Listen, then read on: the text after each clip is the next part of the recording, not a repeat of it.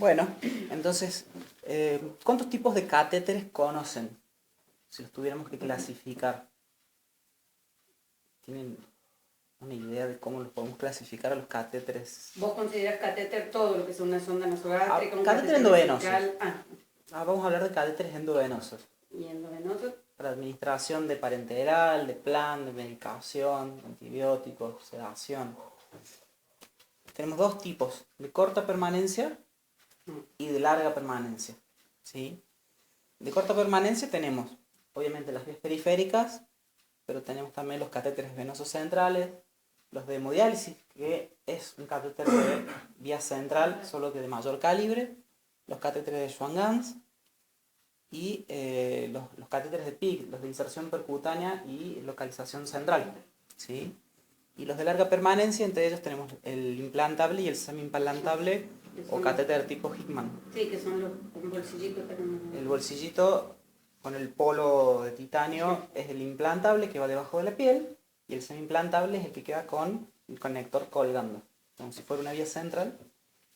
Está bien. Y los mecanismos por el cual se puede contaminar un catéter. Mala técnica al realizarlo, mala no higienizarlo una vez que ya está puesto o manipularlo sin técnica adecuada. Bien. La mala técnica por empezar, un incorrecto lavado de manos. ¿Sí? Una técnica de desinfección o descontaminación de la piel inadecuada. ¿Está? Bien. Después, como pueden ver, el sitio de inserción es un punto donde mayormente se contamina el catéter. O sea, el catéter normalmente se contamina al momento de insertarlo. La punta del catéter se contamina en el momento de la inserción. Por eso no es lo mismo un catéter realizado en situación de urgencia que uno realizado en forma programada. Porque uno realizado en situación de urgencia uno debe considerar que la descontaminación de la piel pudo no haber sido la adecuada. Y el 70 a 90% de los microorganismos que contaminan la punta del catéter provienen de la piel. ¿Sí? Un 3% se puede deber a la infusión que se contamina.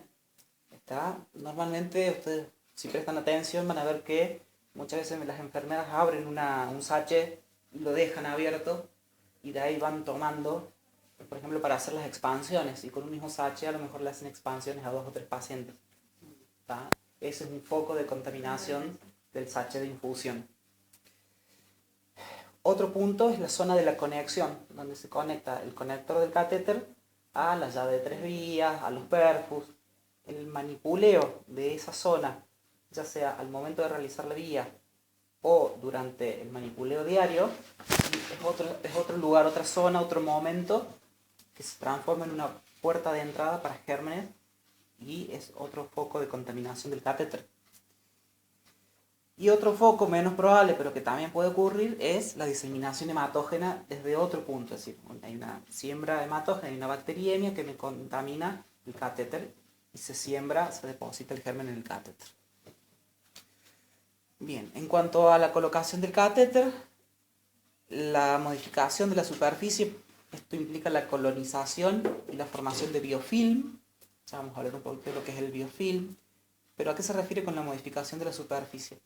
La colonización, todos estamos colonizados por gérmenes, ¿sí? Estafilococos áureos y gérmenes gram positivos. Si yo no hago una correcta antisepsia de la piel y yo introduzco el catéter, cuando introduzco el catéter arrastro gérmenes que después van a quedar en la zona de la punta y van a contaminar el catéter. Y son un foco de sepsis asociado al catéter. Dentro del catéter se forma una película que se llama biofilm, que contiene proteínas y células, que son productos bacterianos que lo que hacen es generar como una biocapa, ¿sí? Que aíslan a los gérmenes dentro de esa biocapa de la luz del catéter y de la llegada de los antibióticos. Es como un mecanismo de defensa que tienen los gérmenes, forman como una película protectora a lo largo de la luz del catéter, ¿sí? Con productos bacterianos de tipo proteico, que lo que hace es separar, o sea, aislar a esas bacterias de la luz del catéter. ¿Cómo ingresan? Si se supone que todo lo que vos pones, la corriente va hacia la luz del vaso, ¿cómo ingresan a ese catéter las bacterias?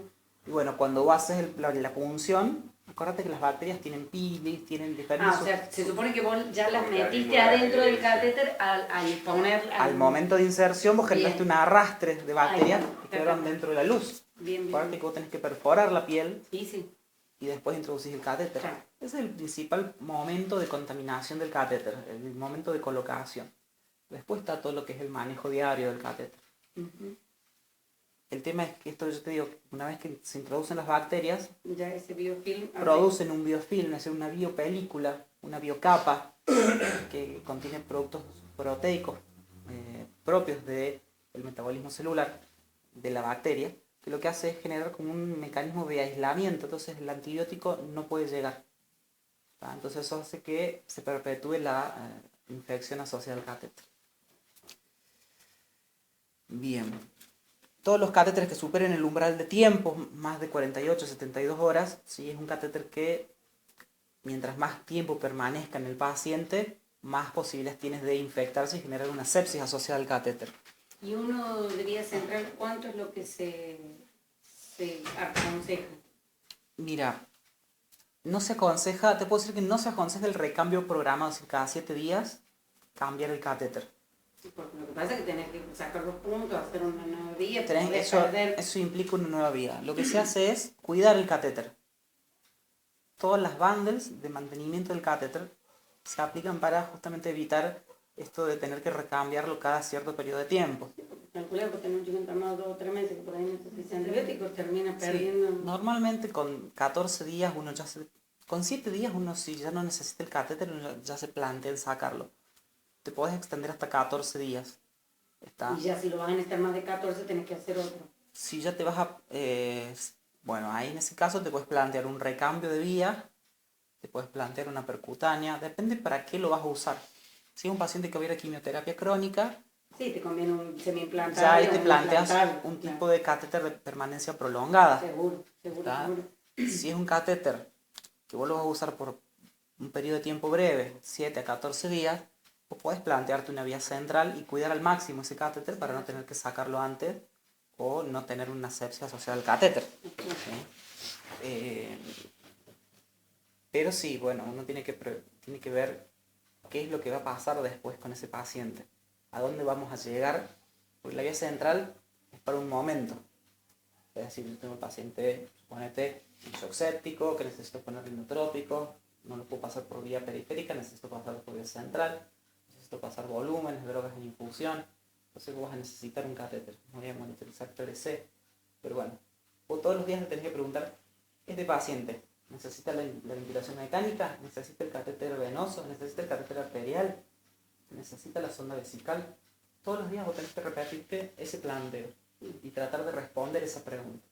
Si el paciente tiene, que muchas veces pasa, tiene todo por vía oral y tiene el catéter venoso central por las dudas, ese paciente ya no lo necesita. Probablemente ayer ya no lo necesitaba y antes de ayer había que ver. ¿Me explico? ¿Y eso es lo que pasó con este? ¿Por qué? Porque si vos programadamente decís, bueno, por eso todo esto tiene que ser programado y consensuado con el equipo de trabajo. Si vos tenés un paciente que sale de su etapa crítica, empieza ya en su fase de mantenimiento o de resolución, vos empezás a descomplejizarlo, es decir, le saco la vía arterial, lo saco del respirador, tengo solamente el catéter venoso central, porque le estoy pasando antibióticos endovenosos, bueno, ¿cuánto tiempo de antibiótico me queda? ¿Me quedan 10 días? Listo. Conservo el catéter y mantengo la antisepsia para que ese catéter no se contamine. Ahora, todos los días te tenés que preguntar eso. ¿Necesita el catéter venoso central? ¿Necesita la vía arterial? ¿Necesita la sonda vesical? ¿Necesita el respirador? Son estas preguntas que vos tenés que hacerte todos los días con cada paciente para definir si se lo sacas o se lo dejas. Y siempre tenés que justificar. Si vos hoy tenés un paciente que ya mañana lo vas a pasar a vía oral y de AMPI lo vas a o de banco, lo fuiste descalonando y pasaste a suponete, a AMPI, mañana de AMPI vas a pasar a, por decirte, amoxidal, vía oral, entonces vos lo que vas a hacer es, bueno, conseguir una vía periférica, hoy pasar la dosis de banco, o de AMPI o lo que sea, Mañana sacas el catéter y lo pasas a vía oral. Pero nunca pases un paciente sin antes haber conseguido una vía periférica. Salvo que, como vamos a ver después, tengamos una sepsis asociada al catéter donde el tratamiento es retirar el catéter. Ahí sí, la indicación es retirar el catéter y si vos necesitas mantener una vía central, y bueno, tenés que buscar otra vía central. Exactamente. Haces la nueva vía central y después recién sacas la vía que tenés que sacar. Porque si vos tenés una urgencia, necesitas tener una vía. O sea, nunca saques una vía antes de tener otra ya asegurada. Ya sea periférica o central. Pero hay que plantearse esto. ¿Necesita el paciente el catéter venoso central hoy? Sí, por tal cosa. Listo, un día más. Mañana de vuelta, necesita el catéter venoso central y ya no, porque ya lo estoy pasando vía oral. Listo. ¿Qué beneficios tiene el paciente de seguir teniendo el catéter venoso central? Ninguno. Se saca el catéter. Se consigue una periférica y se saca el catéter. Bueno, ¿cómo está compuesto entonces el biofilm? Normalmente es una monocapa, ¿sí? Que está compuesta por células, que son células bacterianas, proteínas, agua, tiene mucopolisacáridos, matriz extracelular, tiene toda una base proteica que lo que hace es generar un micro medio ambiente para la supervivencia de la bacteria y a su vez lo que genera es una superficie de separación que no deja, normalmente tiene enzimas que degradan los antibióticos. Entonces al degradar los antibióticos genera mecanismos de resistencia. ¿Sí? Bien, imagínense entonces que esta es la luz del catéter y acá tenemos todo lo que sería el biofilm. Tengo todo un ambiente modificado para la supervivencia de las bacterias. ¿Sí? Normalmente el biofilm pertenece a bacterias que tienen un fenotipo resistente a los antibióticos y justamente lo que impide es la penetrancia del antibiótico dentro de ese biofilm y la llegada a la bacteria. Entonces hay un grupo de bacterias que si bien acá, como pueden ver, vemos una bacteria, esos puntitos amarillos representarían el antibiótico y esas bacterias que están como rodeadas de puntitos amarillos serían la bacteria que está rodeada y está siendo atacada por el antibiótico.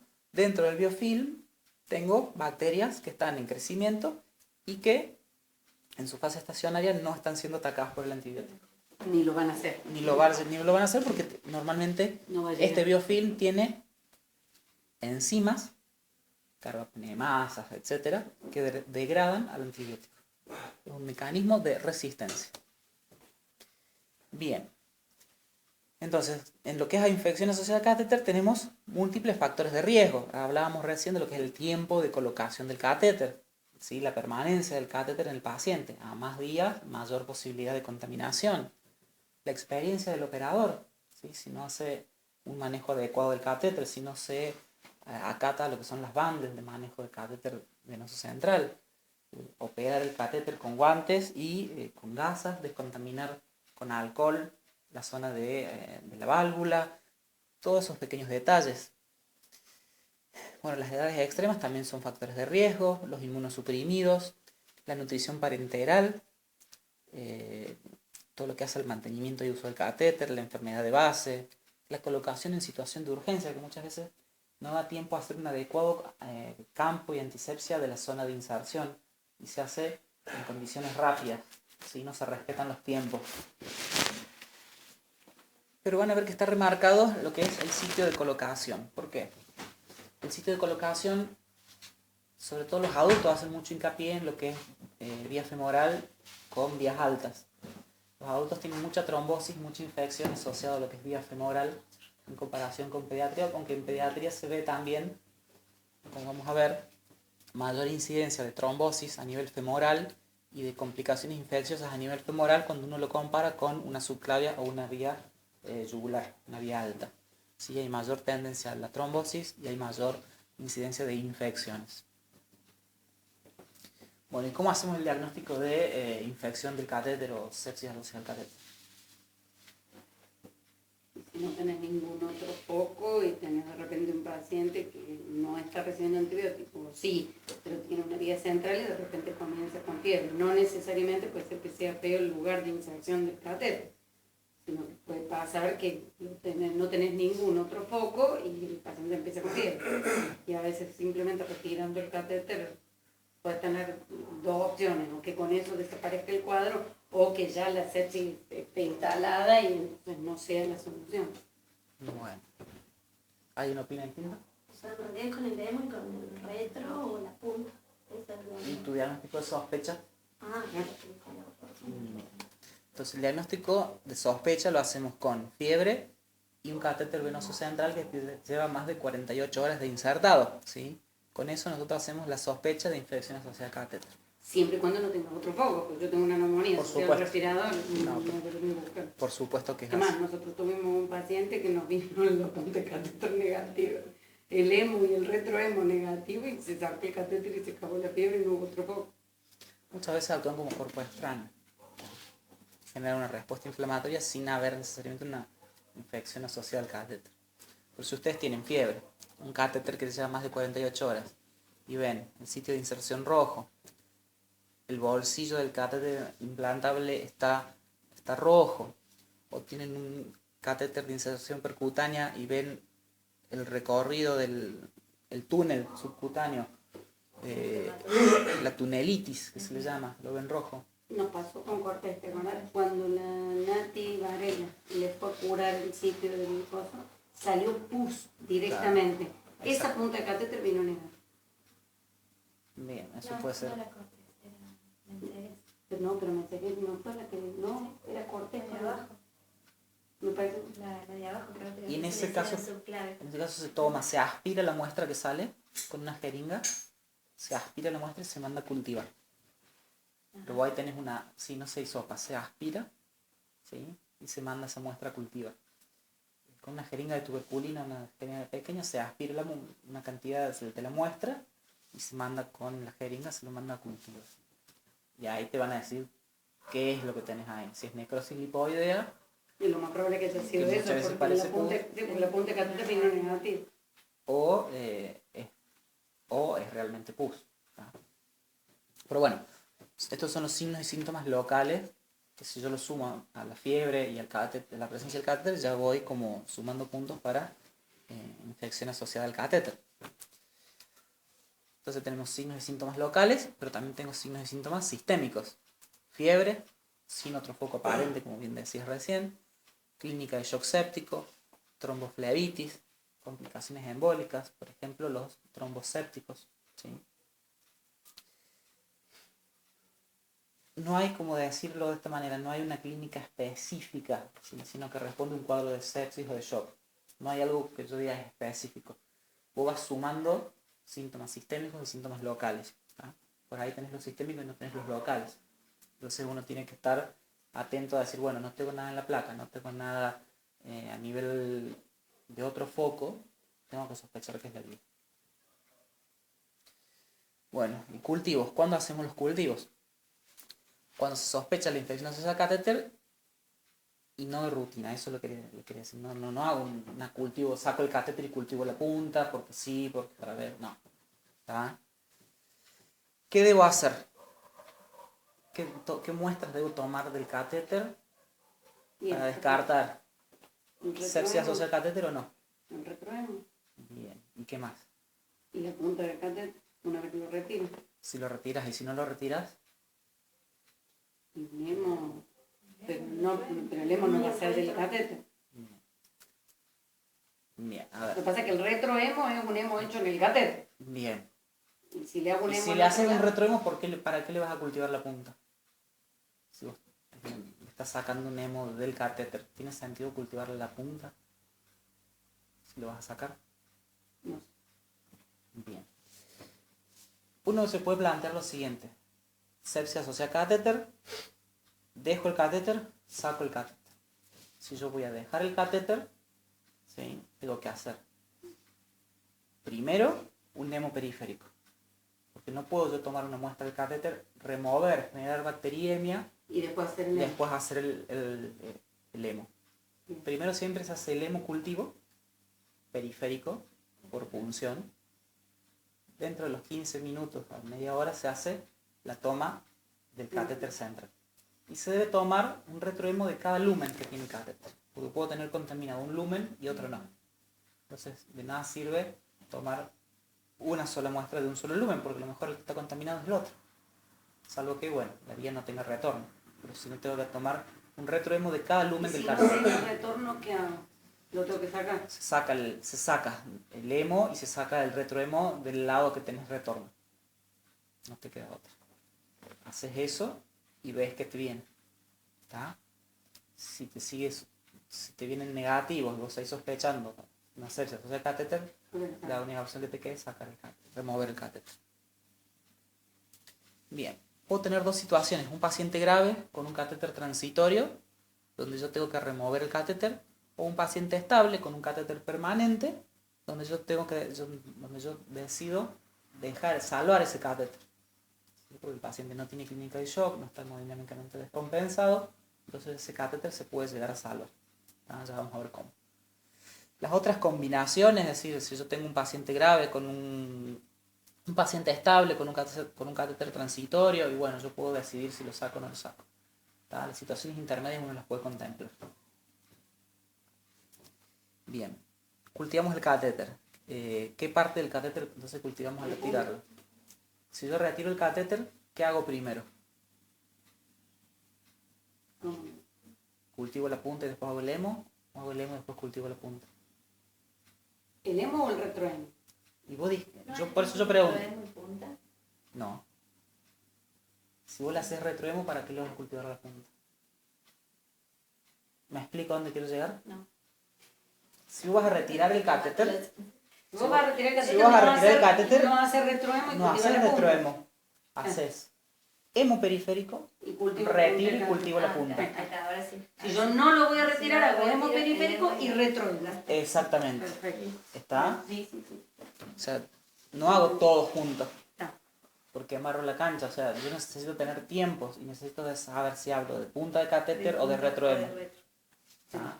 Si yo decidí retirar el catéter, hago Hago punta de catéter, hemo periférico, punta de retiro y catéter. cultivo la punta. Bien. ¿Está? Si yo Si no yo lo voy a decido retirar, mantener, hago hemo y hago retrohemo de cada lumen. Perfecto. ¿Está? Entonces se retira el segmento que debo retirar y enviar es la punta del catéter.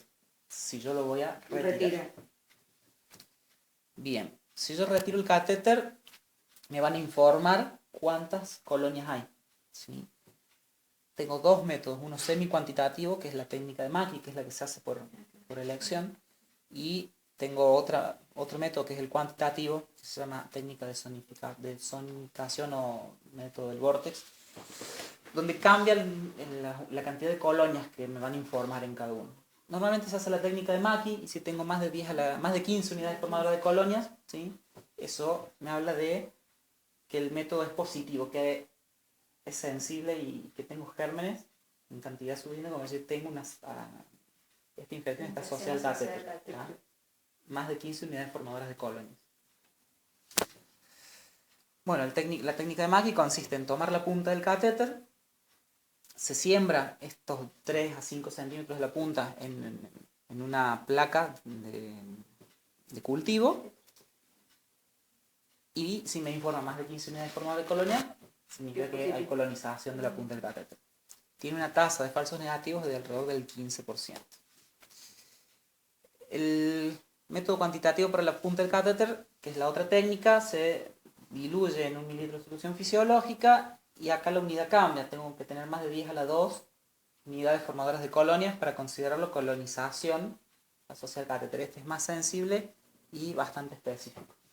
¿Sí? Si yo no voy a retirar el catéter, si yo sospecho una infección asociada al catéter, ¿qué debo hacer? Hemo periférico y el cultivo del retro de cada lumen. ¿Está? Acuérdense bien de eso. Para eso tengo que descontaminar la zona de la llave, o la zona de donde voy a tomar la muestra del catéter, con clorexina o con alcohol, ¿sí? Con guantes estériles, descontamino la zona y recién ahí tomo la muestra. ¿Está? Si no, colonizo y contamino la punta del catéter. Bueno, esto es un metaanálisis donde se ven los diferentes métodos para cultivar el catéter, los cuantitativos y semicuantitativos, y las unidades, la cantidad de colonias que tengo que tener, ¿sí? Pero acá hay algo muy interesante. El tiempo diferencial entre el hemo y el retrohemo para considerarlo que la sepsis es asociada al catéter. ¿Qué tiene que saltar primero? ¿El cultivo positivo del hemo o el cultivo positivo del retro? ¿Y con cuánto tiempo de diferencia? Para que yo lo asocie, diga que es una sepsis asociada al catéter. Y me parece que el retrohemo, no sé cuánto tiempo. Exactamente. Tiene que saltar primero el retro, con una diferencia de 2 horas con respecto al hemo, ¿sí? Y tiene que ser el mismo germen. ¿Está? Pero tiene que siempre saltar el hemo, el retrohemo 2 horas antes, ¿sí? El punto de corte son 2 horas antes que el hemo periférico, tiene que ser el mismo germen. Pero eso no importa, ¿no? O sea, que no lo están mirando cada 2 horas. ¿Cómo hacen para saber cuál salta primero? No, yo creo que ponen todo junto y lo que salte, si salta el retrohemo, Sí, ellos te avisan que salta Claro, pero primero. si ponete, en una se viene el otro día y saltaron los dos, ¿cómo sabe cuál saltó antes? No, ellos tienen que tener un registro De la hora que de la hora, fue, claro, ellos lo tienen que todo. ellos tienen el bactalero, el equipo que tengan, te va registrando o ellos tienen que ir registrando a qué hora salta la alarma de que detecta un germen. Porque es muy importante esto, entonces ellos lo tienen que... 24 horas, no están en los 24 Pero horas. sí está en el cultivo. Sí, ellos tienen que tener algún registro para saber qué saltó primero y con cuánto tiempo de diferencia. Si no, vos no podés relacionar, no podés decir que si saltó el hemo y después salta el retro, se trata de qué? De una sepsis, pero no es de asociada una al bacteriemia. catéter. Claro, no asociada al catéter. Hay más inóculos a nivel del hemo, por eso salta primero el hemo, ¿sí? Y después salta el retro, porque en algún momento llegó a circular y dejó algo de bacterias, digamos, en la luz del catéter. Pero como es al revés, si es una sepsis asociada al catéter, es al revés. Es mayor el inóculo a nivel de la luz del catéter que en el hemo, entonces va a saltar antes. ¿Está? Pero por eso eso es un punto importante para definir sepsis asociada al catéter o no. El punto de corte son 2 horas, primero salta el retro. Bien, entonces el diagnóstico se hace con el aislamiento del microorganismo en la punta de catéter y en los hemocultivos, ¿sí? Ya sean hemo o retrohemo. El cultivo a través del catéter tiene que tener 3 veces más unidades formadoras de colonias que el hemocultivo periférico, ¿sí? Por eso, si salta primero el retrohemo, es porque tengo más inóculo, más bacterias en el catéter que en la circulación periférica. Exactamente. Bien. Y siempre esto de 2 horas antes en el retrocultivo que en el periférico. Entonces, lo definimos por más de 15 unidades formadoras de colonias en la punta de catéter, un cultivo a través del catéter positivo con 3 veces más unidades formadoras de colonias que en el hemocultivo, y un cultivo a través del catéter positivo 2 horas antes que el hemocultivo, siempre con el mismo germen. Estos son los distintos criterios. ¿Está? Bien, si yo retiro el catéter y tengo hemocultivo negativo y catéter venoso negativo, o sea, punta de catéter negativa, ¿qué tengo que hacer? Tengo que evaluar otro foco posible, que es lo que les pasó en un paciente que me contaban recién. Si yo tengo hemocultivo negativo y catéter venoso central con más de 15 unidades formadoras de colonia, ¿qué tengo que hacer? Tengo que repetir ese hemocultivo y tengo que evaluar el antibiograma y ver si el germen es o no es un Staphylococcus que me esté contaminando, ¿sí? Porque si el hemocultivo me da negativo y el catéter me da positivo, probablemente sea una contaminación. Y si tengo el hemocultivo positivo y más de 15 unidades en el catéter, tengo una sepsis asociada, una bacteriemia asociada al catéter. ¿Está? Bien. Vamos entonces a los tratamientos. Si yo retiro el catéter y tengo un Staphylococcus coagulasa negativo, hago 5 a 7 días. Si tengo un Staphylo aureus, hago mínimo 14 días. Si tengo enterococos o bacilos gram negativos, hago de 7 a 14 días. Y si tengo cándida, hago 14 días desde que tengo el hemo negativo. O sea, una vez que se me negativiza el hemo, cuento 14 días más. Si vos te planteas, bueno, hacemos 7 días de tratamiento para la cándida. Al 8º día le hago un hemocultivo de control. Pero sigo con el antibiótico. Seguís con el antibiótico. Viene negativo, entonces son 14 días más desde que vos tenés ese hemo negativo. Si el catéter está retenido y es un estafilocoagulasa negativo, hago 10 a 14 días más lo que se llama la lock therapy, o sea, la terapia de bloqueo, o los sellos. Pero esos son para los catéteres implantables. Sí, los implantables. catéteres de... Pues, O si yo decido mantener el catéter porque no tengo otra vía. Paciente que está fibrosado, que no tiene otro acceso venoso, que se hizo una vía central por disección y demás, yo puedo optar por retener el catéter. ¿Tá? Se usa mucho con los catéteres implantables o semi-implantables. Sí. Si es un Staphylo aureus, voy a remover el catéter. Si es un enterococo o un bacilo gram negativo, hago 10 a 14 días y puedo hacer una terapia de bloqueo, ¿sí? Puedo llegar a considerar, al tratarse de bacilos gram negativos, sacar o no sacar el catéter, de acuerdo a esto que yo te digo. La necesidad, La necesidad del catéter. paciente. Y las cándidas siempre hay que sacar el catéter. ¿Tá? El tratamiento empírico inicial siempre va a ser vancomicina, porque siempre voy a cubrir los estafilos áureos methicilino resistentes. Puedo plantearme una cobertura empírica para gram negativos, y si tengo infección por Candida albicans, se están usando las equinocándinas, que son la caspofungina y la nidalofungina, que son las que se entran al país. A la mierda. ¿Ah? Salvo que yo tenga dos especies, que son la Candida glabrata y la crucei, muy asociadas a la nutrición parenteral, donde se usa fluconazol. Si no, las cándidas están siendo resistentes al fluconazol, entonces se está usando las equinocándinas. ¿Sí? Nosotros todavía estamos usando ampoflu. También se usa, pero estas son menos, hepatotóxicas y nefrotóxicas. Pero las está comprando la provincia. ¿Sí? Sí, las compra. Son drogas más caras, son drogas de última generación, pero por lo menos sí se consigue. ¿Ah? Son las drogas de elección. Bueno, la lock therapy o los más conocidos como sellos se utilizan ante una infección asociada al catéter, donde yo no voy a remover el catéter. ¿Sí? Por ejemplo, un catéter de quimioterapia, un catéter implantable, donde vamos a tratar de salvar el catéter, porque eso implica una entrada a quirófano, anestesia. Entonces vamos a tratar de salvar ese catéter, que si es bien cuidado dura alrededor de 5 años implantado. Un poquito menos, dura 3 años el semi-implantable y 5 años el implantable. Se usa junto con la terapia sistémica, o sea, no es que yo hago solo el sello de banco a las 8 horas de la noche y lo reinicio al otro día con la parenteral, lo que tenga el paciente, sino que yo le sumo antibiótico terapia sistémica, ¿sí? Para sumar efecto. ¿Se puede usar ese mismo día? Se puede usar, pero tiene que estar 8 horas con el sello. Por ejemplo, habitualmente lo que hacemos es a la noche, se pone el sello 8 horas y el otro día se puede conectar, por ejemplo, medicación parenteral, etc.